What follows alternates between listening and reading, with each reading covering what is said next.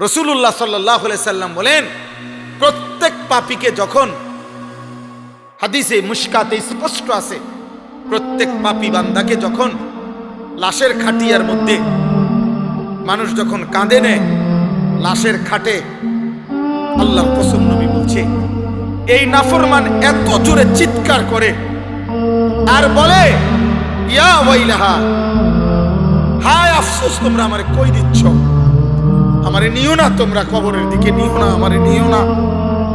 আল্লাহর কসম নবী বলছে, যদি একবার পৃথিবীর মানুষ ওই নাফরমানের লাশের খাটিয়ার চিৎকার যদি একবার জীবনে শুনতো, লাসাইকা, পৃথিবীর সব মানুষ বেহুশ হয়ে যাইতো, আর কোনোদিন মানুষ কারো লাশ কাঁধে নিত না, আর কোনোদিন কোনো জানাজা দাফন হইতো না, মানুষের লাশ পড়ে থাকতো, কুকুর বিড়ালে টাইনা হেসরাইয়া খাইত। কারণ হয়তো ওই ভয়ে নিবে না কাঁধে, কারণ যদি এটা চিৎকার মারে।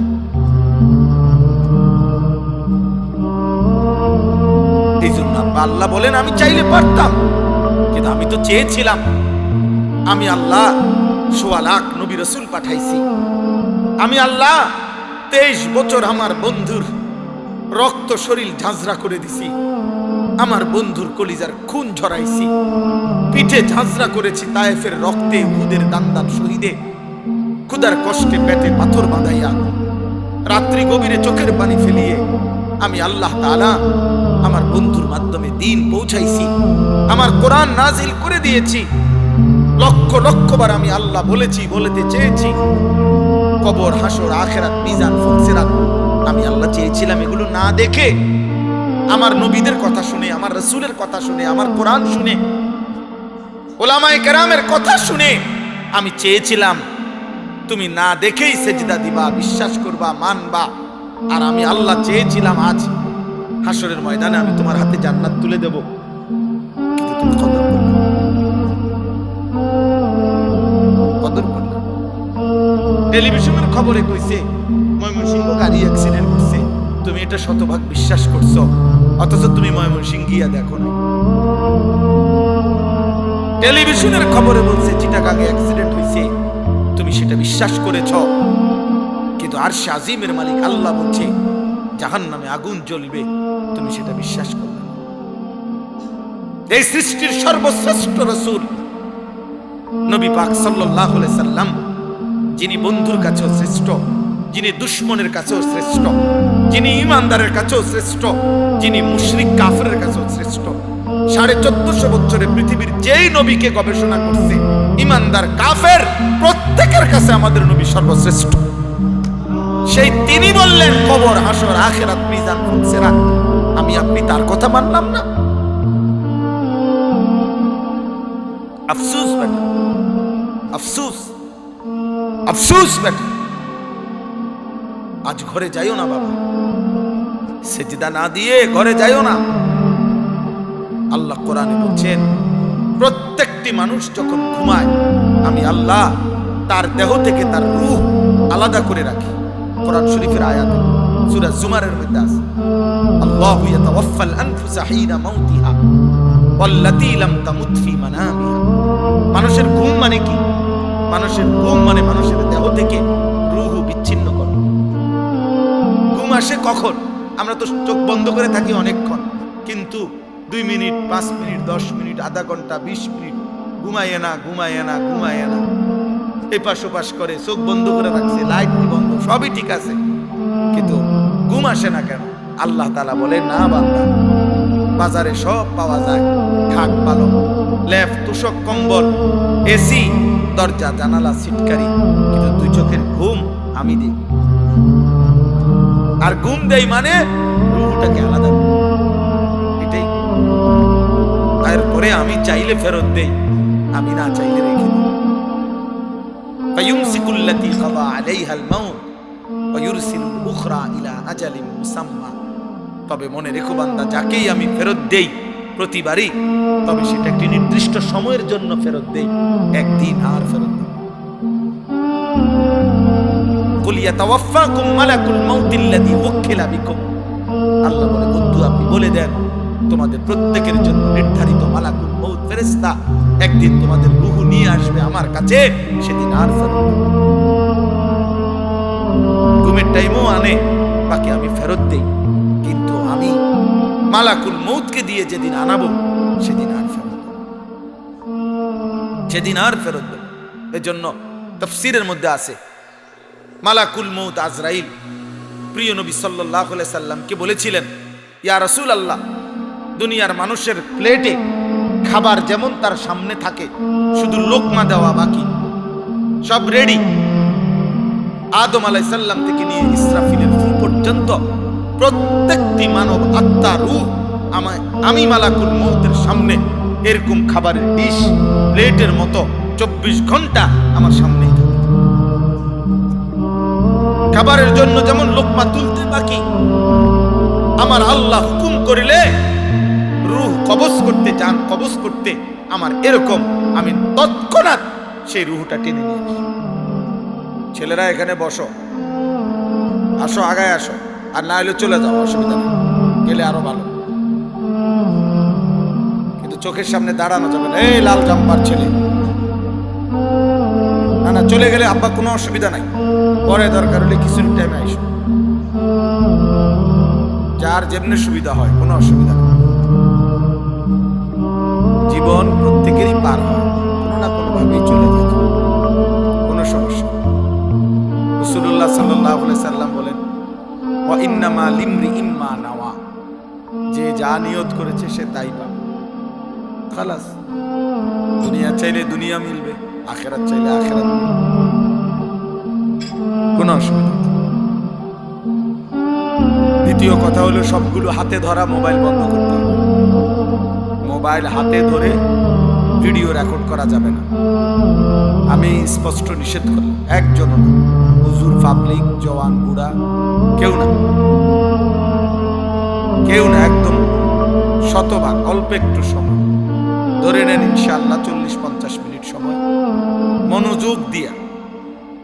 কিশোর ভাই, নওজোয়ান, তোমাদেরকে অনুরোধ করছি, বয়স্ক বাবা, চাচা, আপনারাও মহব্বতের সাথে একদম মনোযোগ দিয়ে আমাদের দিকে তাকাইয়া আল্লাহর কোরআনের কয়েকটা কথা শুনে বরকত হবে। সুস্থ জীবনটা হেলায় খেলায় নষ্ট করে দেওয়া ঠিক না। কোনো সময় আমি কিছু বুঝলাম না, কখনোই গুরুত্ব দিলাম না আল্লাহর কথা। মুসলমান পরিচয়ধারী ব্যক্তি এতটা ফালতু হয় না। মানুষের জীবনের কদর আছে, হায়াতের কদর আছে, প্রতি সেকেন্ড, প্রতি ঘন্টা, প্রতি মিনিট অনেক দাম।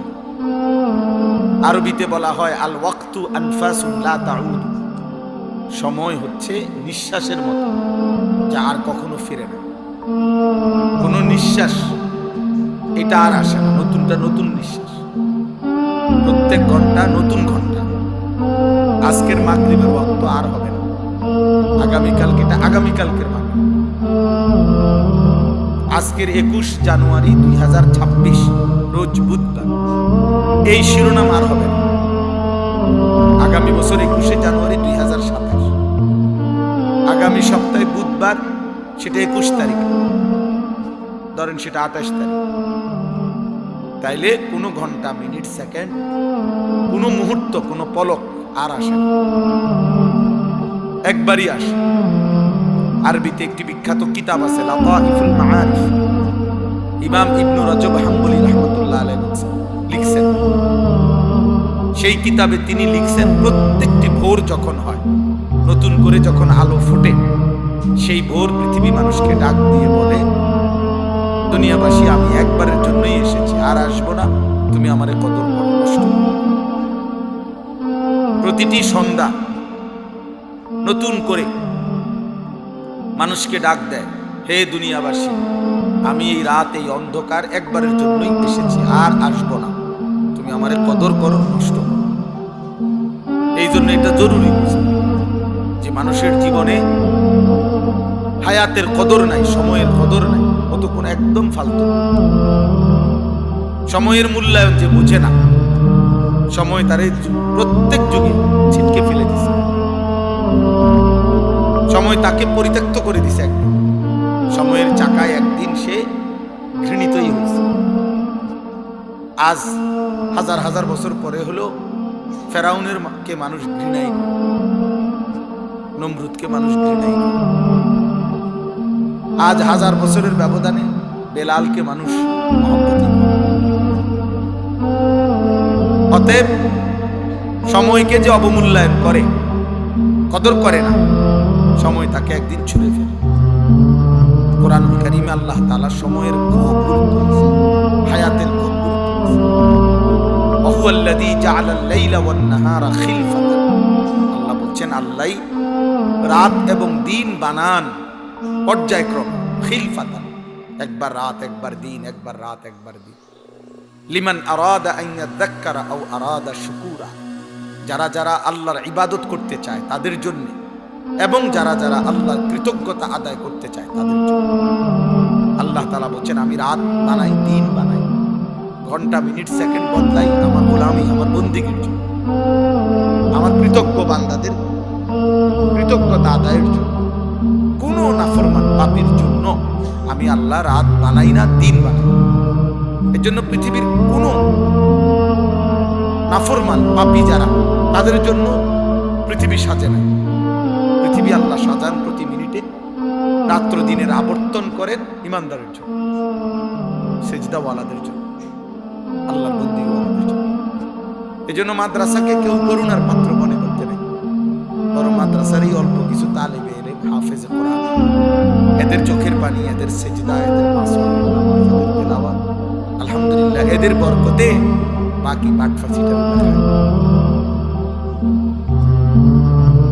বাকি নাফরমানগুলা দুনিয়া এদের বরকত। এই জন্য মাদ্রাসাকে এতিমখানা মনে করলে হবে। মাদ্রাসা মাদ্রাসা শিক্ষা প্রতিষ্ঠান, এতিমখানা না। এটা এখানে এতিম বাচ্চা পড়ে, এখানে এতিমের আশ্রয় মিলে, এখানে এতিম আল্লাহর কোরআন শিখে, এখানে 6 বছরের বাচ্চা 5 ওয়াক্ত নামাজ পড়ে। আর এরকম হাজারো জায়গায় 18 বছরের আমরা খারাইয়া মধ্যে।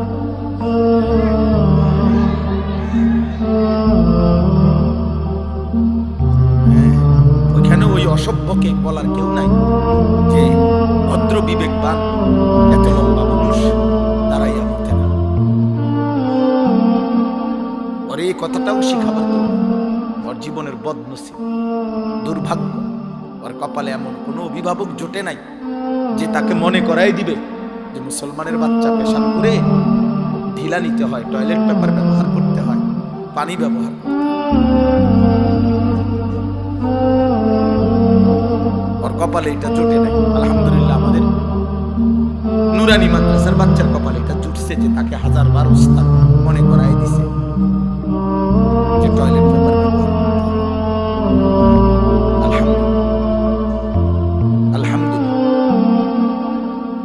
এজন্য এটা দুস্থ বোঝা উচিত,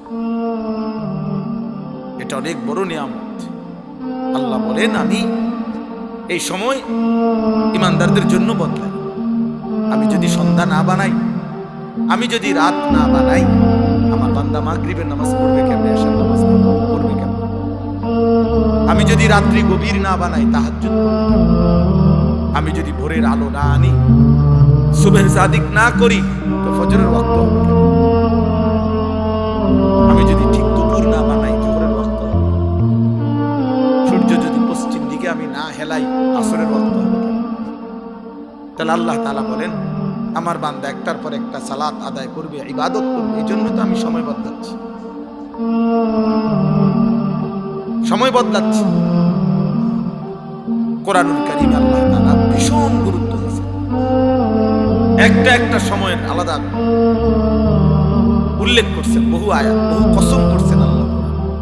এই ছেলে, বাবা মোবাইল এটা নামাও, এই বেয়াদব,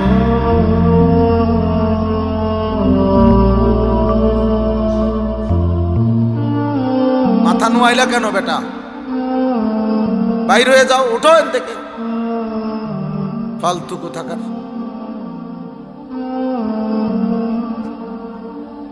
সাবধান, একদম কোনো অনিয়ম করা যাবে। আমি ব্যক্তিগতভাবে এটা সবাই জানে, আমি জনসমর্থন কখনোই প্রত্যাশা করি না। ব্যাপক সমর্থন দিয়ে আমি করব, আমি কি ভোটে হারাইছি? তো আমি এত জনসমর্থন দিয়ে করব কি? আমার তো কোনো মার্কা নাই। আমি প্রচারণা বুঝিও নাই মার্কা মধ্যে দিতে। সবাই সব বুঝতে হবে এটা জরুরিও না। অতএব আমি এটা বিশ্বাস করি ইয়াকিন সাথে, আল্লাহর কথা একজনকে বললো নেকি হয় কি না, তো খালাস। অতএব এখানে বেশি কম নিয়ে তো কোনো পেরেশানি নেই। আমি সেই আনিসুর রহমান, আমার পুরা মনে আছে যে আমি 4 জনের সামনেও 2.5 ঘন্টা বয়ান করছি। 10 জন মানুষের সামনেও 2.5 ঘন্টা, 2 ঘন্টা, 3 ঘন্টা আমি টানা বয়ান করছি। থাইকা খাইয়া ওয়াজ করে গেছি চৌবেপুর গ্রামে, তো আর কি খাইয়া দাইয়া গেছি, থাইকা খাইয়া এখানে।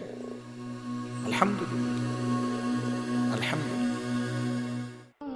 এই জন্য ভাইয়া বাবা, আজকে তোমরা যারা অল্প বয়সী, তোমাদের যাদের বয়স 12-14 বছর হইতে পারে, আমি তাদের আগে এখানে আসছি এই গ্রামে। ফরিদ বাড়িতে এখনো দেখলাম ফরিদ ভাই, সামির ভাই, মাস্টার সাহেব। এই মাদ্রাসা আমরা একবারে প্রাচীন থেকে আসি। এই জন্য দোস্ত আমি অনুরোধ করি, তুমি অল্প কথা মনোযোগ দিয়ে আসো। হায়াতের কদর করো, 1-1 মিনিট দাম। আমার জীবনে আমি প্রতিদিন অনেক সময় বলি, আফসোস করি, আমারে যদি এই ছেলেপেলেরা তাদের সময় থেকে মোবাইল টিফিন না ফোলাফাই যদি আমাদের তার থেকে কিছু সময়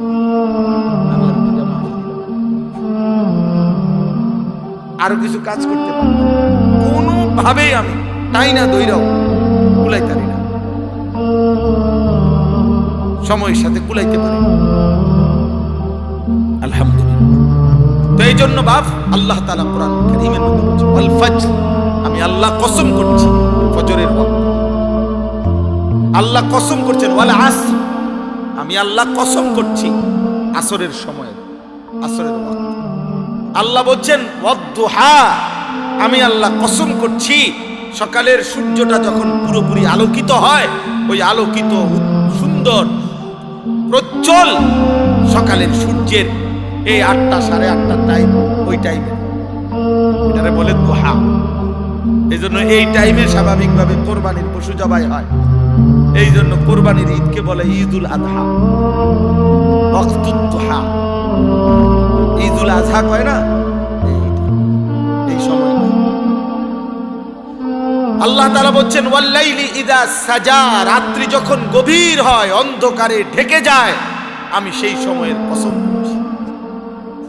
আল্লাহ বলছেন ওয়াল্লাইলি ইযা ইয়াগশা, রাত্রি যখন অন্ধকার পূর্ণ হয়, আমি আল্লাহ সেই রাতের কসম করছি। ওয়ান নাহারি ইযা তাজাল্লা, দিন যখন আলোকিত হয়, আমি সেই আলোকিত দিনের কসম করছি, কসম করছি। এভাবে আল্লাহ তাআলা সময়কে কদর করতে গিয়ে আল্লাহ বলছেন আমি আল্লাহ ফজরের কসম করলাম, আসরের কসম করলাম, রাত গভীরের কসম করলাম, আমি আল্লাহ কসম। আল্লাহ নবীকে বলছে ইয়া আইয়ুহাল মুজাম্মিল কুমিল লাইলা ইল্লা কালিলা, হে আমার চাদর পরা কম্বল পরা বন্ধু, আপনি আমার কলিজার টুকরা হাবিব, আপনি আমার মাহবুব বন্ধু, সারাটা রাত ঘুমে কাটাইয়েন না। রাত্রিবেলা আপনি দাঁড়ান নামাজে সেজদা দেন, রুকু দেন, জিকির করেন, তিলাওয়াত করেন, তাহাজ্জুদ পড়েন, চোখের পানি ফেলেন, জিকির করেন, আমার জন্য কাঁদেন, আমি আপনারে দেখি, ভালোবাসতে থাকি।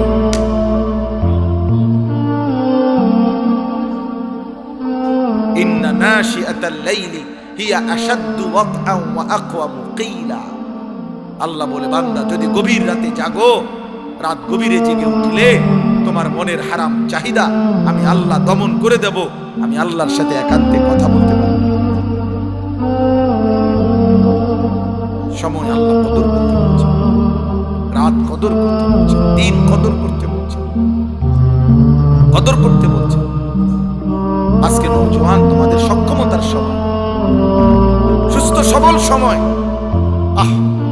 হাজার হাজার ঘন্টা অনাদরে অবহেলায় একটা 24 ঘন্টা বলতে পারতা না যে কি করছো, একটা সপ্তাহ হিসাব দিলে পারতা না কি করেছো।